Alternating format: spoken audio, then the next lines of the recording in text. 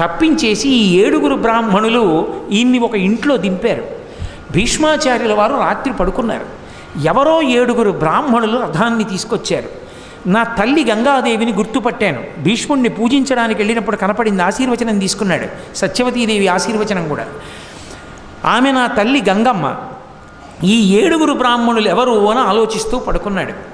ఆ రాత్రి వాళ్ళు కలలోకి వచ్చి, మేమెవరో నీకు తెలుస్తుందిలే, నీకు ఒక అస్త్రాన్ని ఉపదేశం చేస్తున్నాను, దీని పేరు మోహనాస్త్రం.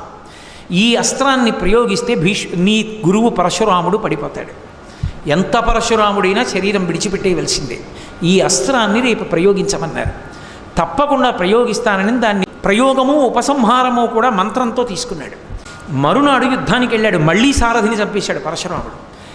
భీష్ముడు యుద్ధం అంటే ఎలా ఉంటుందంటే, తన చేత్తో పగ్గాలు పట్టుకుని గుర్రాల్ని తోలుతూ ఒక పక్క ధనస్సు పట్టుకుని ఈ పగ్గాలు వదులుతూ ధనస్సు పట్టుకుంటూ పరశురాముడిని కొట్టాడు.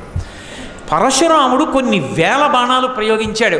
ఇన్ని వేల బాణాలని ఒంటి చేత్తో ధనస్సు పట్టుకుని పగ్గాలు పట్టుకుని రథం తోలుతూ పగ్గాలు వదులుతూ బాణాలు వేస్తూ తుత్తునియలు చేసి చిట్ట చివర ఇక పరశురాముడిని కొట్టేయడానికి మోహనాస్త్రం తీశాడు. తీయగానే నారదుడు పరిగెత్తి వచ్చాడు. అయ్యో అయ్యో అయ్యో, గురువుని చంపేశావన్న అపఖ్యాతి వస్తుందయ్యా నీకు, చంపద్దన్నాడు.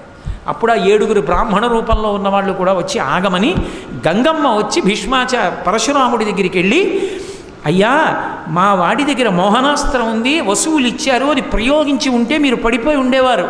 గురువన్న గౌరవం చేత నా కొడుకు ప్రయోగించలేదు.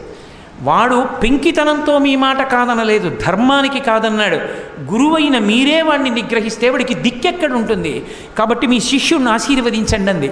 గంగమ్మ మధ్యవర్తిత్వానికి పరశురాముడు రథం దగ్గరికి వచ్చి భీష్మాచార్యుల వారిని దింపి కౌగలించుకుని, నాయనా ఎంత ధర్మానికి నిలబడ్డావురా, నువ్వు మోహనాస్త్రం ఉంది కాబట్టి నేను పడిపోదును, కాబట్టి నీ చేతిలో ఓడిపోయానని పుత్రాది చేత్పరాజయం, నా శిష్యుడితో చేతిలో ఓడిపోయిన సత్కారాన్ని పొందాను నేను.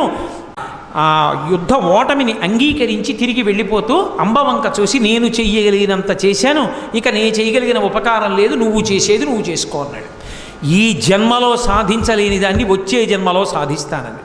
ఆ తర్వాత మళ్ళీ పెద్ద తపస్సు చేసింది, సుబ్రహ్మణ్యేశ్వర స్వామి వారిని ఆరాధించింది. పరమశివుడు ప్రత్యక్షమయ్యాడు, మగపిల్లవాడుగా పుట్టింది, ఆడపిల్లగా మారింది, శిఖండి అయింది. అర్జునుడు రథానికి ముందు నించుంది, మగాడిగా పుట్టి ఆడదైంది కాబట్టి ఆమెను చూస్తే బాణం వేయినన్నాడు. ధనస్సు బాణాలు కిందకి దింపేశాడు, ఒళ్ళంతా బాణాలు కొట్టేశారు. కొట్టేస్తే భీష్మాచార్యుల వారు కింద పడిపోయారు. భీష్మాచార్యుల వారికి కూడా సమస్తమైనటువంటి విలువిద్యని ఇచ్చినటువంటి మహానుభావుడు పరశురాముడే. ఇచ్చి భీష్ముడి చేతిలో ఓడిపోయాడు. ఇటువంటి పరశురాముడు రామాయణ కాలం దగ్గరికి వచ్చేటప్పటికీ రామచంద్రమూర్తి సీతమ్మ తల్లిని కళ్యాణం చేసుకుని వెళ్ళిపోతుంటే ఎదురొచ్చి చేతిలో విష్ణు చాపం పట్టుకుని వచ్చాడు.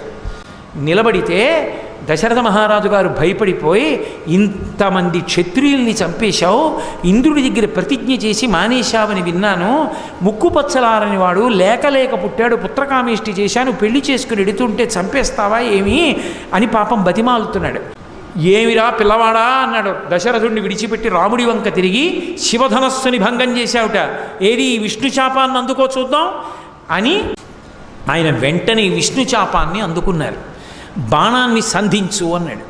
బాణాన్ని ఎక్కుపెట్టి రామచంద్రమూర్తి అన్నారు, తండ్రి కోసమని చెప్పి అంతమందిని చంపావు, కాబట్టి తండ్రి యొక్క రుణాన్ని తీర్చుకున్నావు, చాలా గొప్పవాడివి. కానీ నేనెవరో కూడా తెలుసుకోవాలనుకున్నావు, ఇది విష్ణు చాపం, దీనికి బాణాన్ని సంధించాను, కాబట్టి ఈ బాణాన్ని నేను విడిచిపెట్టేయవలసిందే, దీన్ని ఉపసంహారం చేయడం కుదరదు.